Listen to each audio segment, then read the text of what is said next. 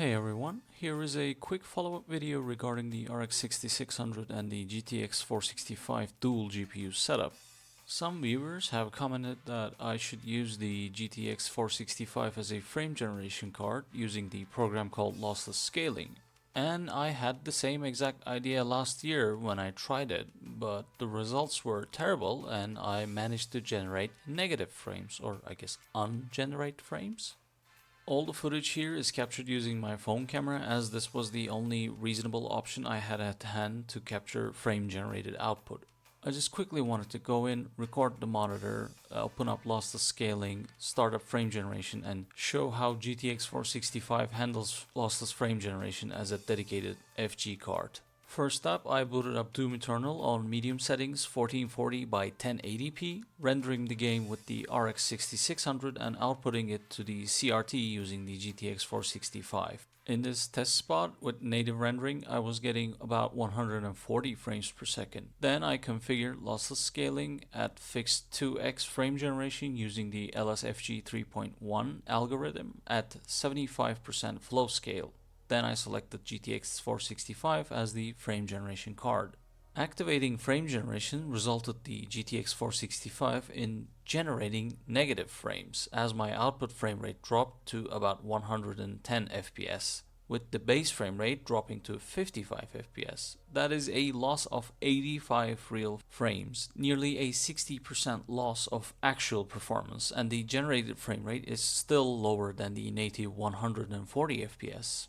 To add insult to injury, the generated output felt extremely choppy and unresponsive. This is a bit hard to convey in the footage, but believe me, the mouse feels like it is skipping frames in between. Next, I tried using the LSFG 1.1 algorithm, but the result was nearly identical. Then I tried bumping the in-game resolution up to 1920 by 1440p to see if it would affect anything.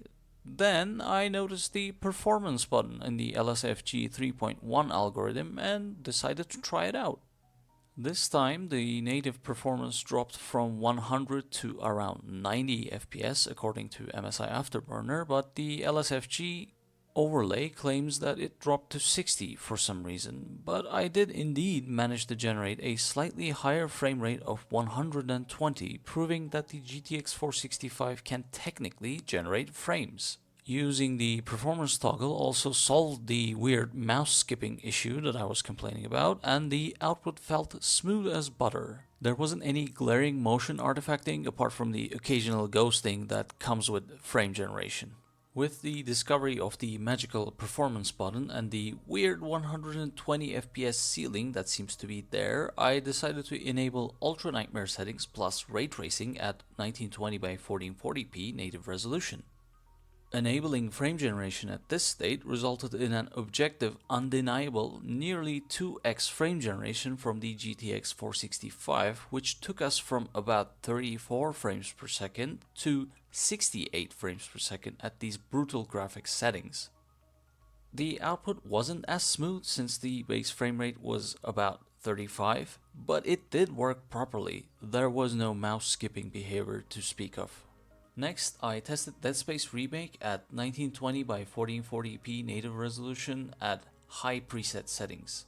Without any frame generation, the base frame rate was about 35 frames per second. Activating LSFG 3.1 without the performance toggle results in the advertised 2x frame gen, taking us to 70 FPS.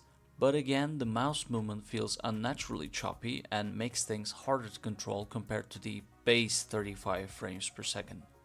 Pressing the magical performance button again fixes the skipping mouse movement and makes the output look smoother.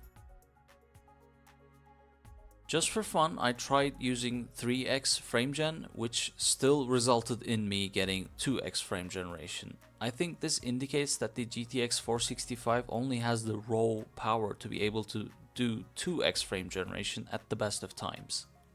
For the last test, I used Dark Souls 3, a game that is engine capped to 60 FPS, therefore frame generation actually makes quite a bit of sense to use here.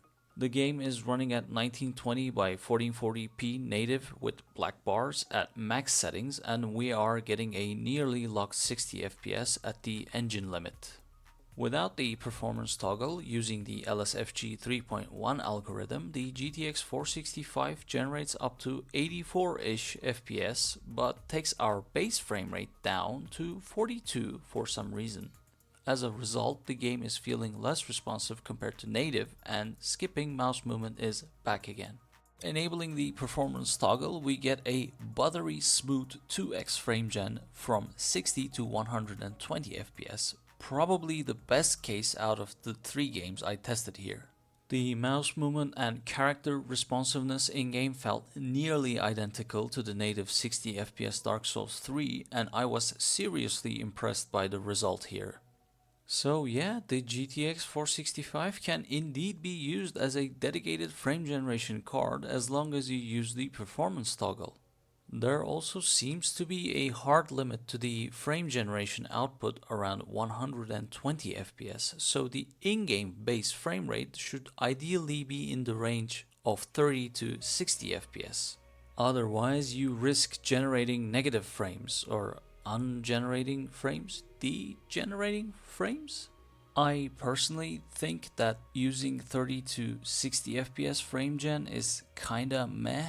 I mean, it is usable, don't get me wrong, but going from 60 base frame rate to 120 frame gen should be the goal here, as it feels much better to control and looks quite a bit better with less ghosting in the image.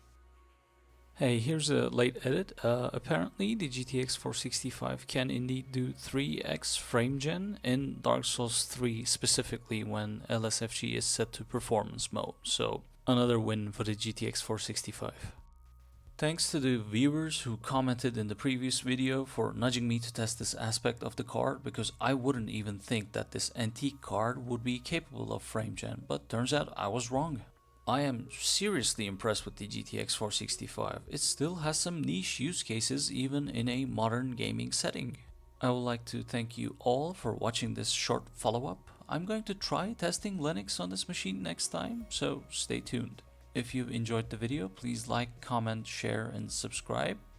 Take care of yourselves, and goodbye.